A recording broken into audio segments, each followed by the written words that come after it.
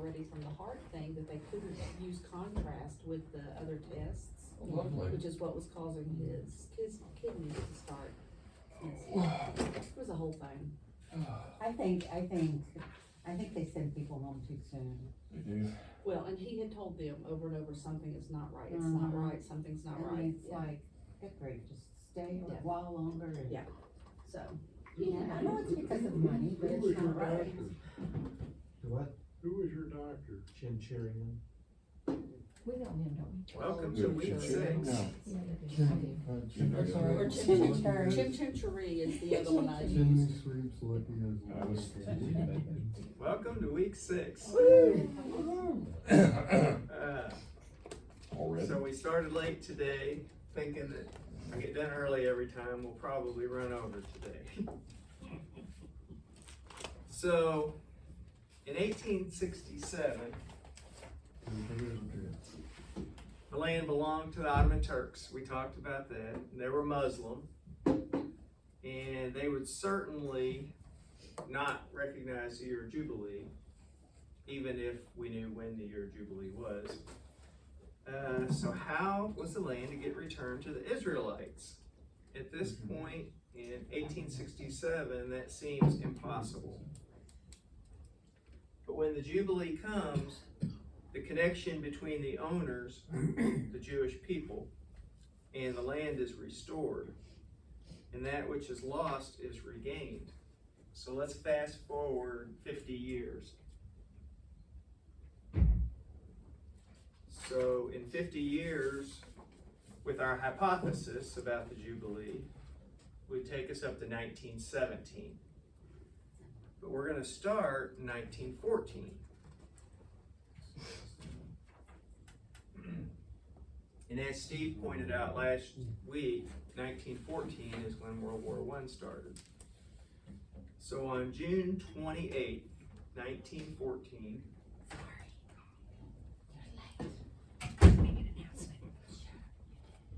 June 28, 1914, the heir to the Austro-Hungarian throne, that's a mouthful for me. His name was Archduke Franz Ferdinand, was riding his motorcycle through the city of Sarajevo when he was assassinated by a Bosnian Serb nationalist.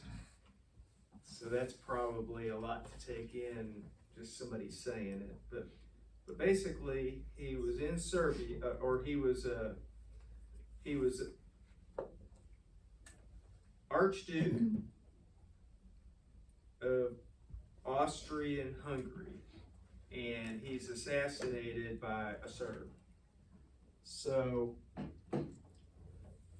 in response to the assassination, the Austro-Hungarian Empire began mobilizing for war against Serbia. So up here, I'm gonna show who's on which side. So you got Austro-Hungarian Empire, they start mobilizing for war against Serbia. If I remember right, and I'm glad Steve's back there. The Ottoman Turks were pushed right up next to the Hungarian Empire. They were right up there. Correct. You mean physical I got something locality? right, huh? You mean,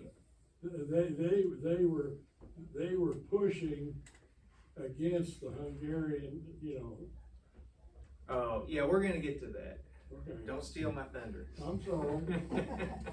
We're gonna get to that. I'll repeat this, there is a great YouTube on the Ottoman Empire, if you're into history, that's worth watching. Okay. So within a month, the Russian Empire began mobilizing for war in support of Serbia. So we put Russia over here with Serbia. Germany, in turn, began mobilizing for war against Russia. And the Austro-Hungarian Empire also began mobilizing for war against Russia. France decided to enter into the war on behalf of Russia. And in an attempt to defeat France, Germany invaded Belgium. Am I doing okay, Steve? What was not Serbia, Muslim? No, Serbia had been part of the Austro-Hungarian Empire until they basically fought a war in 1912 to get their independence. Yeah, didn't you know that? No, that's why I What's told wrong you with that. you? I was listening to Steve, not you, He Roland. does, I told him that last week. He remembers every little detail. Just drinking my Valley Whip. So Belgium appealed to Britain. And Britain declared war against Germany. So by 1914, August of 1914, World War I had begun. The Ottoman Empire was not openly allied with any of the European powers. Notice I said openly allied. In August, they signed a secret treaty with Germany. They thought Germany was gonna win. Yeah. Yeah. So openly they were like, nah, we're not getting into this. We're staying neutral, but secretly they signed this treaty with Germany. And on October 29th, 1914, the Ottoman warships, acting under orders from Germany, launched a surprise attack on the Russian ports in the Black Sea. So nobody saw that coming because they were supposedly not part of the war. This caused Russia to declare war on the Ottoman Empire. Then France declared war on the Ottoman Empire. Then Britain declared war on the Ottoman Empire. So all of a sudden, the Ottoman Empire is deeply involved in this. Question. Why did that guy assassinate the other guy to begin with? I didn't Why? hear you. Why did the Serbian guy assassinate the Austro-Hungarian guy?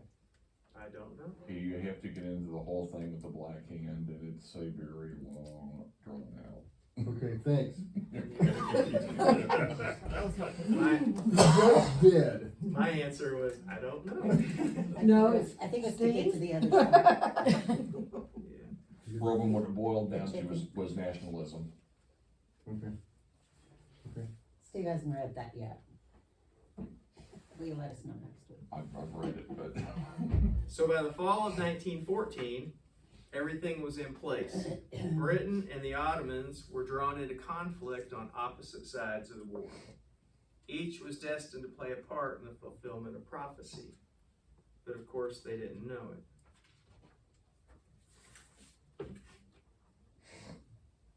So we want to introduce the players. And when I say the players, I'm talking about Great Britain. Because Great Britain is going to play this big role in freeing the Palestine from the Ottoman Empire. So there was a guy named Chaim Weizmann. Weizmann. Okay. Sorry. So he was a Jewish man named Chaim Weizmann. He'd been born in Russia, but then he studied chemistry in Germany. And he had a deep passion. So he was Jewish. Okay?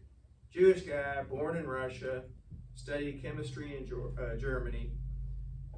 Had a deep passion, a dream that the Jewish people would one day return to their ancient homeland. In 1904, Chaim Weizmann moved to Britain and was employed in the chemistry department at the University of Manchester. So he's been around. He was in Germany. He's born in Russia. He studied in Germany. Now he lives in 1904. He moves to Britain, and He's employed in the chemistry department at the University of Manchester. Mike, did they leave out, Theodore Herzl? I don't think I have that name. Yeah, Herzl was who actually started the, Zionist movement in the 1880s. We're gonna talk about that in a future lesson. Okay. Yeah. Cause, remember I made mention last week that, towards the end of this class, in one of the later lessons, we're gonna go back 50 years earlier than 1867 Okay. to see that something significant happened 50 years before that, and that's when we're gonna talk about that guy. Okay. So then you got a guy named Arthur Balfour, and so not long after being employed by the university, Chaim Weissman's path crossed with a renowned British politician and member of parliament named Arthur Balfour. So that's all I've got on him at the moment, is he was a politician, member of parliament, and he and Chaim Weissman knew each other. Then you got a guy named David Lloyd George. And can you see the screen, Rose? Oh, yeah, I'm good. Okay. Thanks. So when the war began, Chaim Weissman was appointed to the British Admiralty Laboratories as an advisor to the Ministry of Munitions. So they had to make ammunition for the war. And there's chemical processes involved in that. And Chaim Weissman was a chemistry person. So when the war began, Chaim Weissman was appointed to the British Admiralty Laboratories as an advisor to the Ministry of Munitions. David Lloyd George was the head of Ministry of Munitions at the time. So Chaim Weissman is actually working under David Lloyd George. Now, George is not Jewish, though. He was a Christian, I believe, and he had good Bible, as you see, good Bible knowledge and a dream of a Jewish homeland for Israel. David Lloyd George had good knowledge of the Bible and was already holding a dream for a Jewish homeland for Israel. At the time of Chaim Weissman's appointment, the British and Allied forces were in crisis due to a shortage of acetone. Steve shaking his head, yes. I can't believe you know that. I can't believe you don't think he knows that. He knows everything else. Mike, you can't have smokeless powder without acetone. Yeah, Mike. Well, I was thinking they can't take their nail polish off. That's right. No, it's acetone's used in the process of making smokeless powder.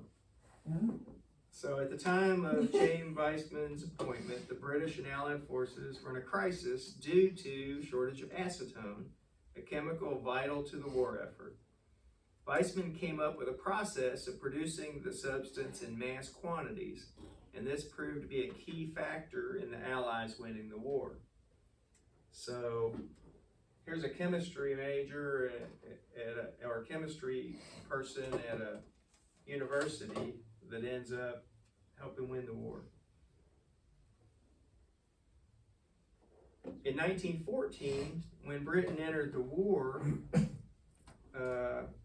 Britain was ruled by this guy named H.H. Asquith. And Prime Minister Asquith was against the idea of a Jewish homeland. So the head honcho, the guy who is in charge of Great Britain, or the Prime Minister, he was against the idea of a Jewish homeland. In December of 1916, the government of H.H. Asquith collapsed, and the man who succeeded him was David Lloyd George. David Lloyd George appointed the man named Arthur Balfour as his foreign secretary. So H.H. Asquith in December of 1916, his government collapses. David Lloyd George becomes the new prime minister, and he appoints Arthur Balfour as his foreign secretary.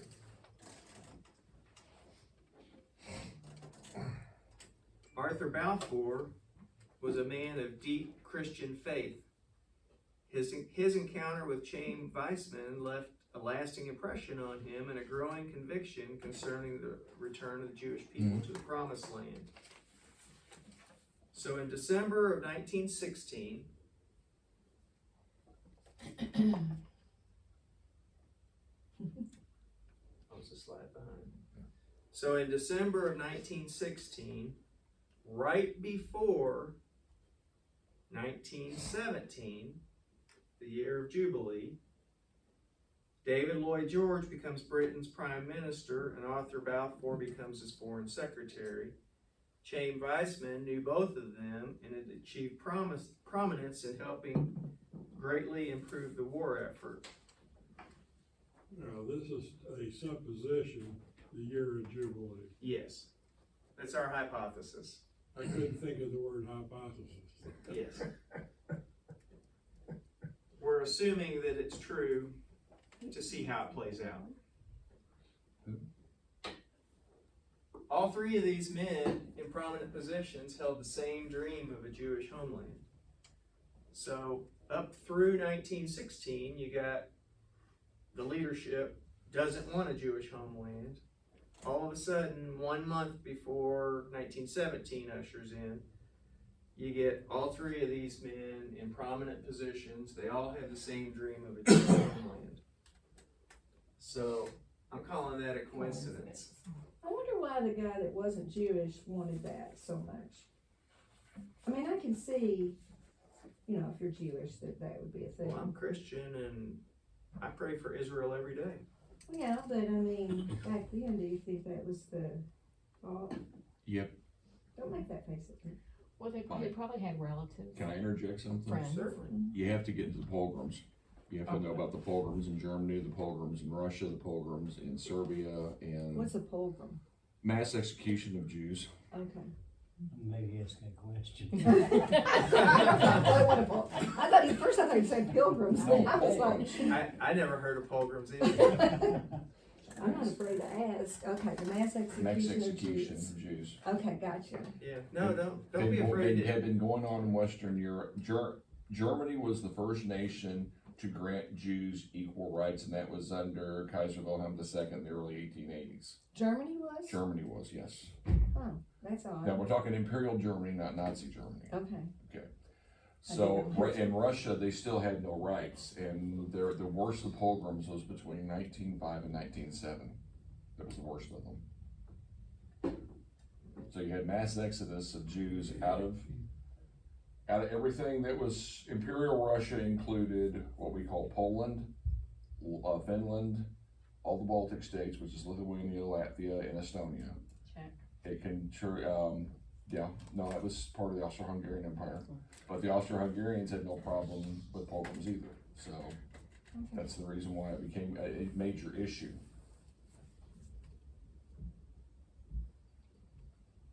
So our coincidence,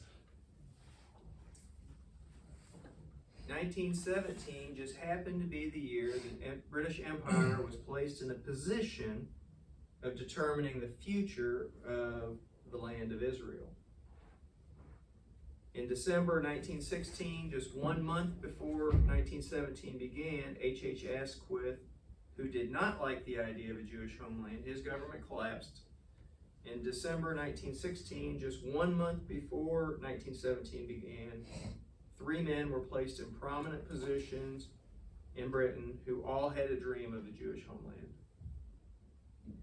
The Jubilee is all about returning land to its original owner. And now, it was now 1917, and our hypothetical next Jubilee has arrived.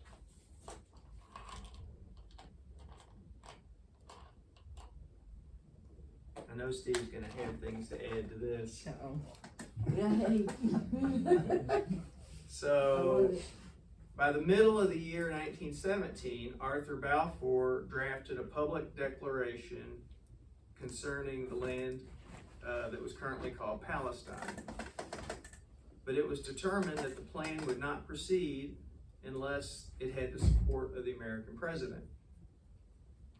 On October 16, 1917, the British government was informed that President Woodrow Wilson was in favor of the declaration.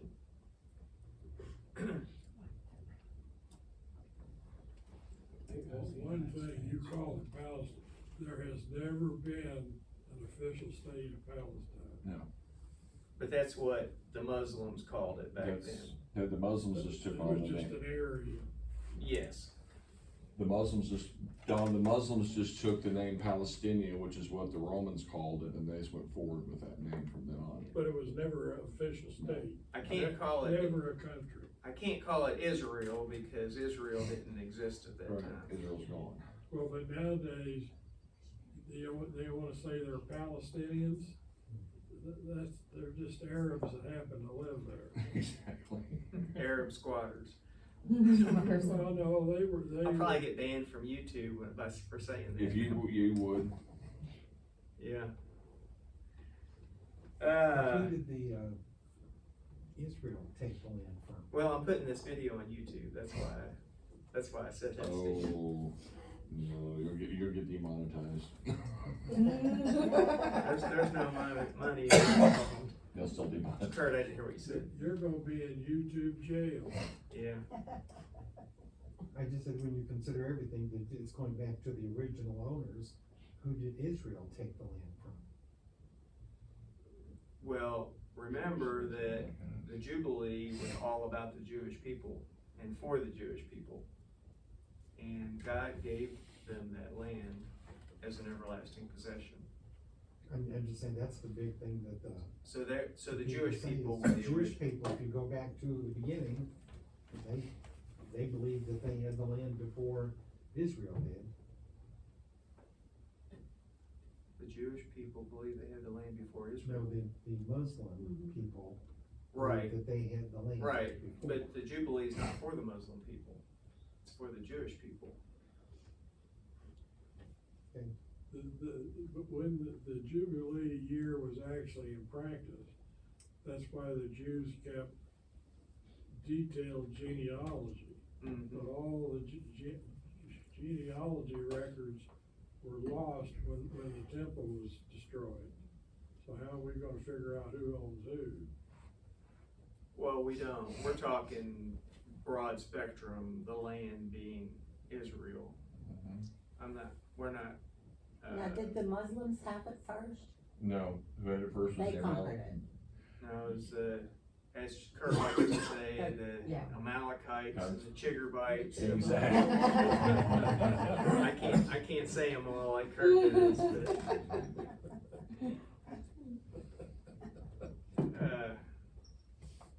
You know, you had the Philistines.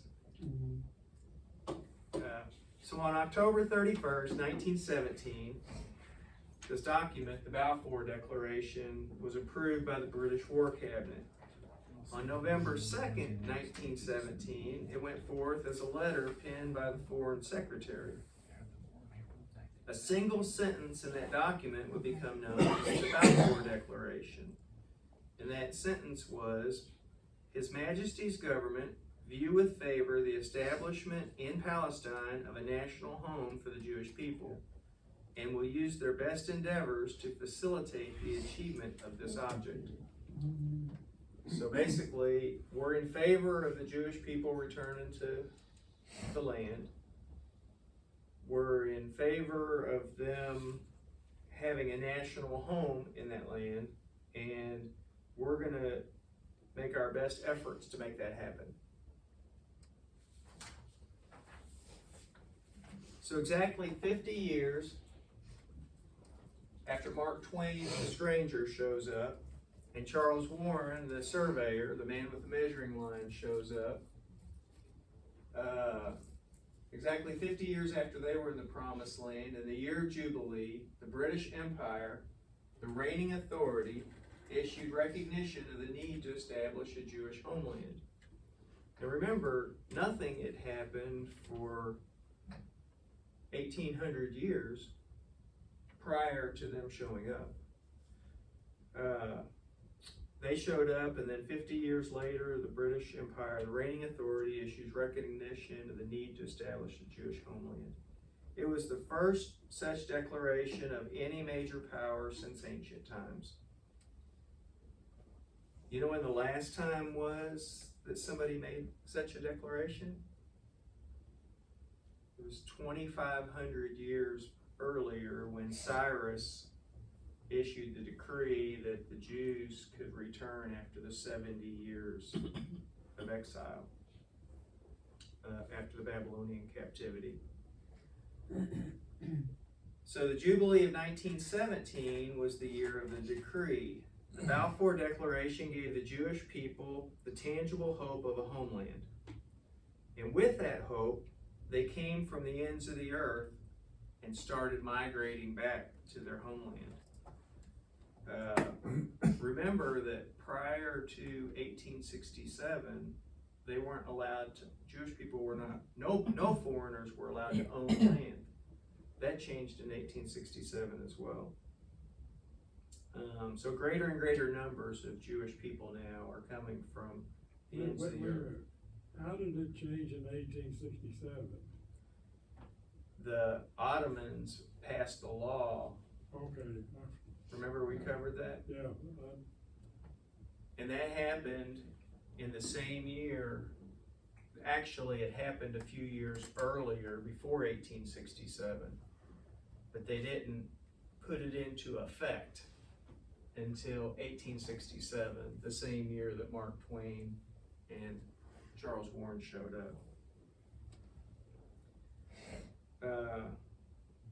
The year of Jubilee, each shall return to his own possession, and the Balfour Declaration was about to change Jewish history. So you know we've been following these parashot. And remember, these parashot, the parasha was the spacing between the Testament. That was set up hundreds of years before Jesus. And they're following this same schedule. So, you know, do they have any meaning? Is there any reason for why they're timed the way they are? So the Balfour Declaration was approved by the British War Cabinet on October 31st, 1917. The Sabbath before the British War Cabinet approved the Balfour Declaration was October 27th, because October 31st falls in the middle of the week. So the Sabbath before was October 27th. The assigned parasha being read in every synagogue in the world was Genesis 12 through 17, and it contained leave your native country, your relatives, your father's family, and go to the land that I will show you. That was Genesis 12:1. 12:2 says, I will make you into a great nation. 12:7 says, then the Lord appeared to Abram and said, I will give you this land to your descendants. 13:15 says, I am giving this land as far as you can see to your descendants as a permanent possession. Go and walk through the land in every direction, for I am giving it to you. Then the Lord told him, I am the Lord who brought you out of Ur of the Chaldeans to give you this land as your possession. So the Lord made a covenant with Abram that day and said, I have given this land to your descendants. And I will give the entire land of Canaan, where you now live as a foreigner, to you and your descendants. It will be their possession forever, and I will be their God.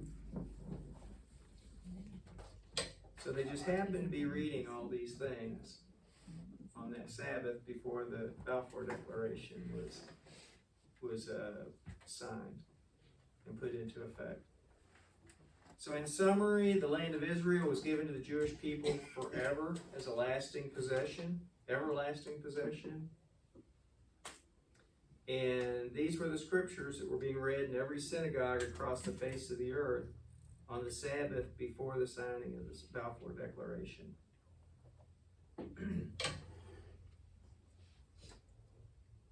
This is something that I found online.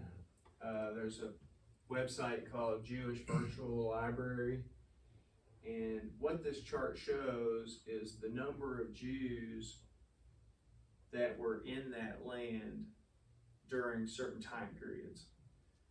And so the events of 1917 would dramatically open the gates for the exiles of Israel to return home in unprecedented numbers. So it doesn't look exactly like I would expect it to look. If you come across, here's 1914, and then 1922, it jumps to 1922, and it actually, the numbers went down right there, which surprised me a little bit.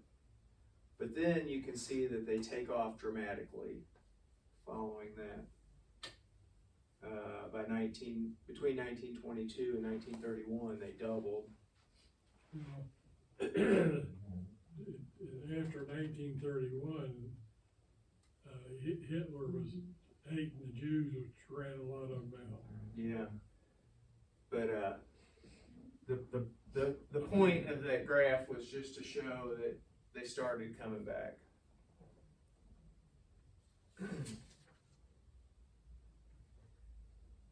So taking the land. You know, the land still belongs to the Ottoman Turks. They're still not in favor of a Jewish homeland. So that's the problem. The British Empire didn't have the land. They did this Balfour Declaration, and they said that it was their intention that the Jewish people would come back. They said it was their intention to do everything they could to see that that happened, but the British people didn't own the land. The land was still in the hands of the Ottoman Empire. The British Empire and the Ottoman Empire, remember, they're on opposite sides of the war in World War I. Under the command of General Archibald Murray, the British had made 2 attempts to take Gaza, but both times the Ottoman Turks defeated Archibald Murray. So he... What's the time frame? Don't know. Steve? 1916, early 1917. Pardon? 1916, Early 1917. early 1917. This was before World War I? No, World War I started in 1914. Well, on the next slide, we're going to see that Archibald Murray gets replaced in the summer of 1917. So I think Steve's first answer was probably correct. 1916, early 1917. So they had 10,000 casualties and failed to win the battles. They failed to take Gaza.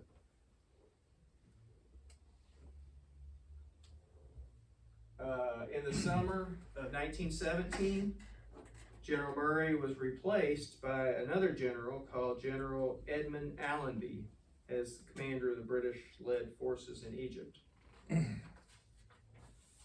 General Edmund Allenby was Christian, and he had been an avid reader of the Bible his entire life. And while General Murray was focused on taking Gaza, General Allenby decided to take Beersheba. Here's Gaza over here on the coast. That's where General Murray had attacked 2 times, had 10,000 casualties, was unsuccessful. Gets replaced by General Allenby, and General Allenby decides to attack Beersheba. Were these done to uphold the declaration, or was this just something that was going on in the war in that area? I suspect it was just something that was part of the war. Steve, do you know? They were trying to force the Ottomans out because the Ottomans were a constant threat to the Suez Canal.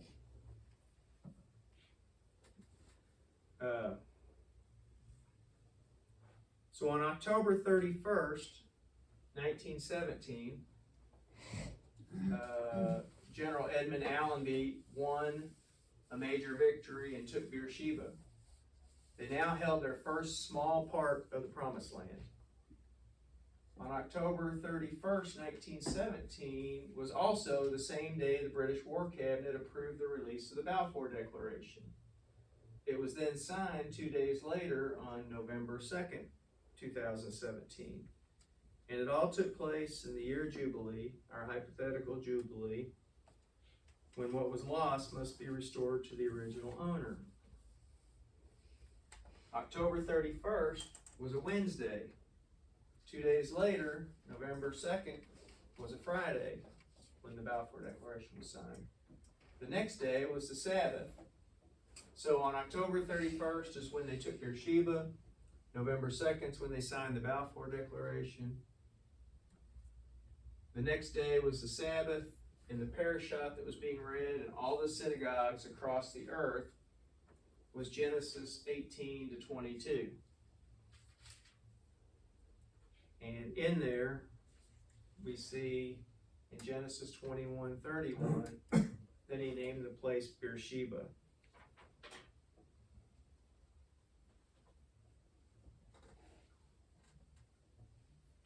So in that parashah, the story of Abraham's oath with Abimelech.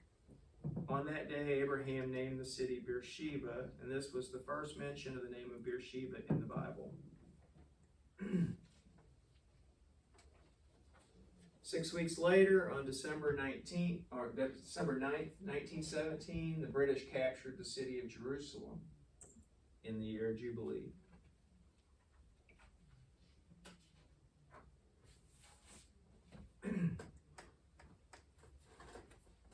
Somebody tell me how to pronounce this. Okay. I always said Haggai, but I know some people say Haggai. I've always heard Haggai. And I've always said Haggai. Rebecca has a friend, his That's name is name, okay, the guy. He's Jewish he's Jewish. background anyway. So the prophet Haggai,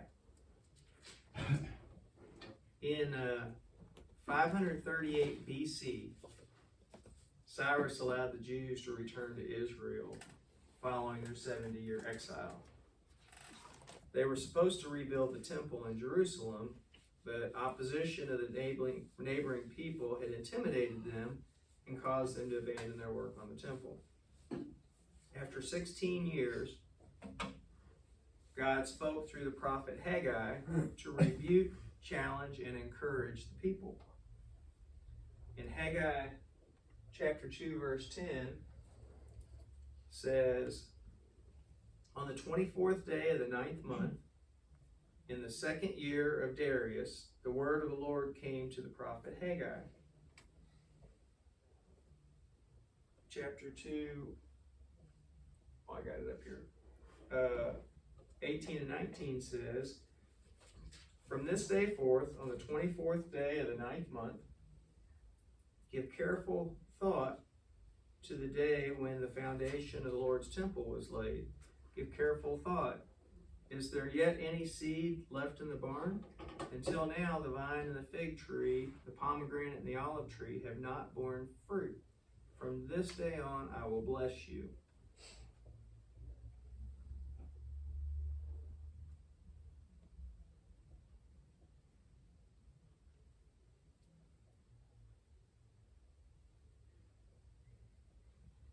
Might be missing a slide.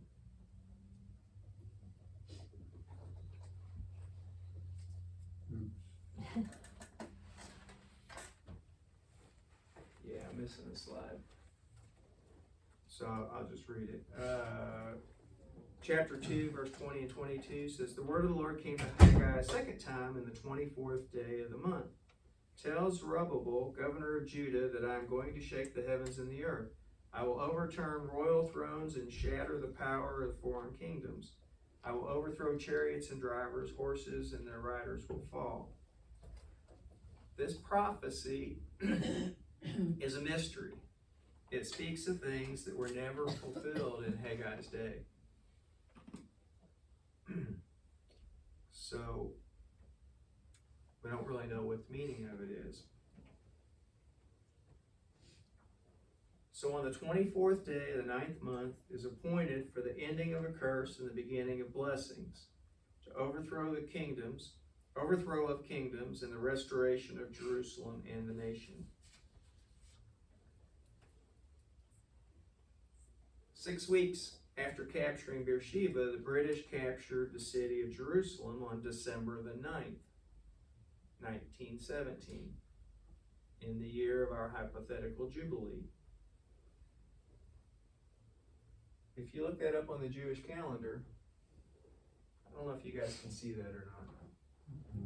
It says it's the 24th, December the 9th, 1917, is the 24th day of Kislev on the Jewish calendar. And Kislev is the 9th month. So Jerusalem was captured on the 24th day of the 9th month. 1900 years after the foreign powers had taken Jerusalem, meaning the Romans, in 70 AD. 1900 years after foreign powers had taken Jerusalem, the day that Jewish people had been waiting for had arrived. The day appointed for ending the curse, the days of the city being occupied by hostile powers came to an end, and this happened on the 24th day of the 9th month, the day ordained in the Bible to end the curse and begin the days of blessing. So once again, It seems like just one power had it and a different power took it. but the different power that took it, Britain, has openly declared that they want this to be a Jewish homeland. So, you know, if this were what I just pointed out with this 24th day of Kislev, if it were just standing on its own, you know, yeah, does that mean that? Does it not mean that? I don't know. It's one more coincidence, and we're just stacking up coincidences is what we're doing. And we still finished early. Steve, you got any gaps to fill in? No, we haven't made it to the League of Nations yet, so we'll leave that part out. Yeah, what we're doing, we're stacking up coincidences, and each week we're gonna stack up more and more and more and more coincidences until somewhere each of our minds will tip the scales and say, this can't possibly be coincidence. Any other comments or questions, or? Kurt, I'm glad you're doing better. Me too. I'm glad you're here. I did not think you guys would be here today. I didn't expect that. Neither did Robin. Good surprise. Did he wake up this morning and say, "Come on, Robin, let's go"? No, he told me that last night, so no. But we she were ready. said you won't be able to tomorrow. Which Yes. And made you him proved her wrong. determined, that's his whole goal today, is to prove me wrong. I mean, they have told me that I should be getting up And moving, yeah, it's and good. moving. This is a good place to move to. So can you tell like a huge difference as far as like when you're walking, how you feel? I can tell a big difference in my heart. Yeah. Yes. Are you inside